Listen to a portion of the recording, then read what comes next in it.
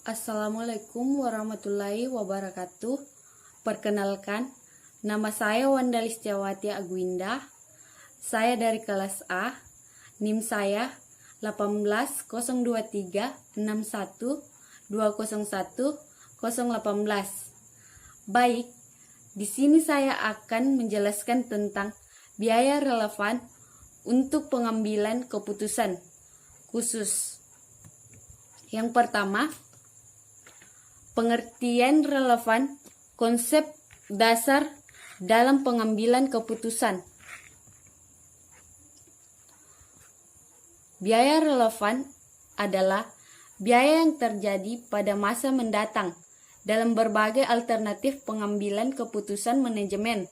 Biaya relevan merupakan faktor biaya dipengaruhi oleh pengambilan keputusan pada manajemen dalam menyusun anggaran, perencanaan laba, dan pengendalian kegiatan pada program jangka pendek dan jangka panjang. Menurut Mulyadi, tahun 2001, biaya masa yang akan datang yang diperkirakan akan berbeda atau terpengaruh oleh suatu pengambilan keputusan pemilihan di antara berbagai macam alternatif. Semua bentuk pengambilan keputusan oleh manajemen harus mempertimbangkan semua faktor yang dapat mempengaruhi pengambilan keputusan. Salah satu faktor yang mempengaruhi pengambilan keputusan adalah faktor biaya yang disebut dengan biaya relevan. Konsep biaya relevan ada 4. Yang pertama, differential cost, yaitu biaya yang ditetapkan berbeda pada masing-masing pengambilan keputusan. Yang kedua, traceable cost, yaitu biaya yang dapat dilacak pada produk, pesanan, departemen, atau divisi tertentu dalam perusahaan. Yang ketiga, opportunity cost, yaitu penghematan biaya yang dikorbankan kepada alternatif tertentu. Yang keempat, instrument cost, atau biaya-biaya yang ditambahkan atau tidak berpengaruh dari pelaksanaan suatu proyek. Menerima atau menolak pesanan penjualan khusus merupakan sebuah kondisi di mana perusahaan dapat memutuskan untuk menerima atau menolak sebuah pesanan khusus yang memberi harga di bawah standar harga yang ditetapkan perusahaan. Pengambilan keputusan untuk menolak atau menerima pesanan khusus tersebut tetap melalui pertimbangan keterlibatan biaya tetap dalam proses produksi dan keuntungan yang bisa diperoleh oleh perusahaan.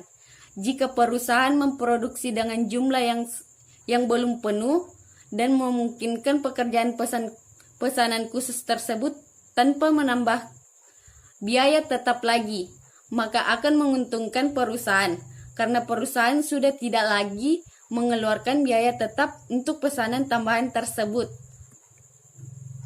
Perhitungan rugi laba perusahaan yang setiap bulan memproduksi reguler genteng sebanyak 1000 buah dengan harga 6.000. Cara penyelesaiannya yaitu di sini terdapat 2 kolom yaitu keterangan dan jumlah, di mana hasil penjualan 1 juta, biaya produksi ada 2 yaitu variabel dan tetap, di mana variabel memproduksi 1000 buah reguler genteng dikali 6.000 yaitu harga buah reguler genteng, dan di biaya produksi tetap 100.000.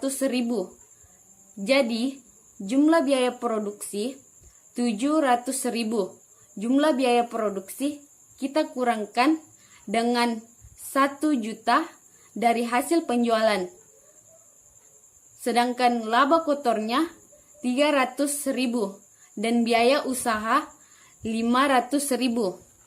Sehingga mendapatkan laba bersih 250.000 dari pengurangan laba kotor dengan biaya usaha. Setiap bulan perusahaan membuat genteng reguler 100 buah dan setiap bulan mendapatkan laba sebesar 250.000. Sebaiknya ada pesanan khusus sebanyak 300 genteng dengan harga khusus 900 per genteng. Pesanan khusus tersebut diambil atau tidak dengan perhitungan yang ada pada PT. Dengan adanya tambahan pesanan khusus sebanyak 300 genteng dengan harga 900, PT Andalas akan mendapatkan keuntungan sebesar 490.000. Jika tidak menerima pesanan khusus, hanya mendapatkan laba 400.000. Mendapat pesanan khusus lebih menguntungkan karena PT Andalas tidak lagi membayar biaya tetap jika mendapatkan pesanan dengan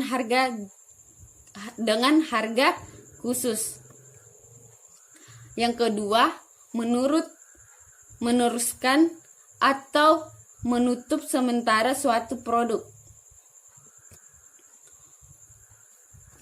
Dalam perusahaan yang mempunyai berbagai jenis produk dan kadangkala dari beberapa produk yang dibuka ini ada yang menguntungkan dan tidak menguntungkan. Dalam kasus suatu departemen mengalami kerugian secara terus-menerus, maka pihak manajemen harus mempertimbangkan pendapatan diferensi dan biaya diferensial. Sebuah departemen store memiliki departemen utama, yaitu departemen makan, departemen kelentong, dan departemen obat-obatan. Taksiran perhitungan rugi laba untuk setiap departemen yaitu untuk departemen makanan hasil penjualan 5 juta, biaya variabel 4 juta, untuk departemen kelentong hasil penjualan 4 juta. Biaya variabel 2.800.000 dan untuk departemen obat-obatan hasil penjualan 500.000, variabel 300.000. Sehingga jumlah hasil penjualan 3 departemen utama yaitu 9.500.000 dan biaya variabel 7.100.000.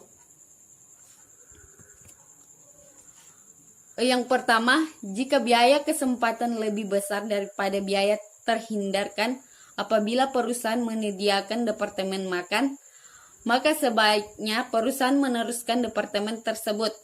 Sebaliknya, jika biaya kesempatan lebih kecil daripada biaya terhindar apabila perusahaan menyediakan departemen makanan, maka sebaiknya perusahaan memutuskan untuk menyediakan departemen tersebut. Yang ketiga, biaya terhindar sering pula disebut sebagai penghemat biaya tambahan, inherent cost saving. Yang keempat, jika dengan menyediakan departemen makanan, perusahaan bermaksud menambah departemen baru yaitu departemen kosmetik.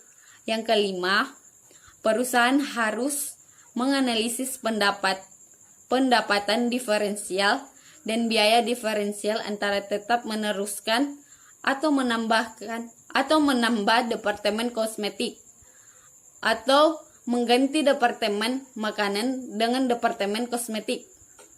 Yang keenam, data departemen kosmetik. Taksiran hasil penjualan 3 juta, biaya variabel 2.100.000 dan biaya tetap tambahan 350.000.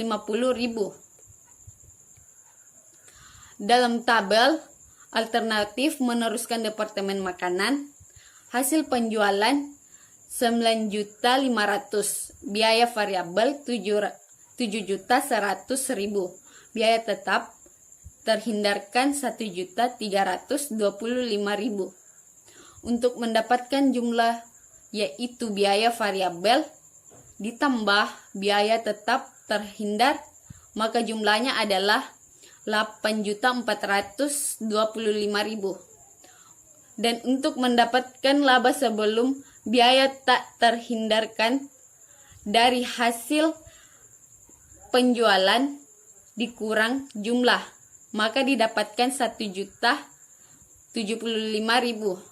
Dan begitu pun selanjutnya untuk alternatif meneruskan departemen kelontong dan alternatif meneruskan departemen obat. Manajemen memiliki alternatif 2 karena biaya kesempatan jika alternatif 2 dipilih adalah 2 juta lebih kecil dibandingkan biaya dapat dihindarkan 2.300.000. Jika memilih alternatif 1, laba yang diperoleh 175.000 dikurang 1.750.000 dikurang 900.000 lebih kecil dibandingkan dengan jika alternatif 2 yang dipilih 475.000 dikurang 1.375.000 dikurang 900.000. Kesimpulan, penyediaan departemen makanan dapat dibenarkan jika departemen tersebut diganti dengan departemen kosmetik.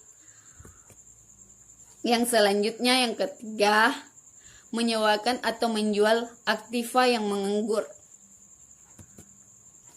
Jika suatu perusahaan mempunyai aktiva tetap, maka akan mempunyai 2 alternatif untuk menyewakan atau menjual aktiva tetap tersebut yang sudah tidak digunakan oleh perusahaan. Akuntansi manajemen akan melakukan perhitungan dari 2 alternatif tersebut. Manakah yang paling menguntungkan dari sisi keuangan? Contohnya, PT Takjil mempunyai mesin lama dengan harga peroleh 5 juta dan nilai sisa 1.600.000, biaya penyusutan 2.600.000. Mesin tersebut direncanakan akan disewakan dengan biaya sewa 3.500.000. Untuk biaya disewakan, sebaiknya mesin tersebut harus direparasi terlebih dahulu dengan biaya 800.000. Selain itu, PT Takjil juga mempunyai alternatif untuk menjual mesin lama tersebut seharga 3 juta. Biaya komisi untuk perantara 220.000.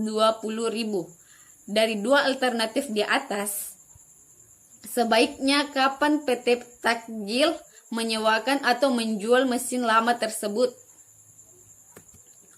Analisis yang dibuat oleh perusahaan untuk digunakan sebagai dasar pengambilan keputusan. Jika disewakan, pendapatan sewa atau penjualan 3.500.000 dan jika dijual 3 juta. Jadi perbedaannya 500.000. Biaya reparasi jika disewakan 800.000 dan jika dijual 220.000. Jadi perbedaannya adalah 580.000 rupiah. Pendapatan bersih jika disewakan 2.700.000 dan jika dijual 2.780.000. Jadi perbedaannya adalah 80.000. PT Takjil sebaiknya menjual mesin lama saja karena lebih menguntungkan sebesar 80.000 dibandingkan jika mesin lama tersebut harus disewakan. Nilai buku mesin 2.600.000, di mana 5 juta dikurang 3.400.000. Pengambilan keputusan tersebut karena nilai buku mesin merupakan biaya tenggelam atau sunk cost. Itulah hasil penjelasan mengenai materi biaya relevan untuk pengambilan keputusan khusus. Kurang lebihnya mohon dimaafkan. Wassalamualaikum warahmatullahi wabarakatuh.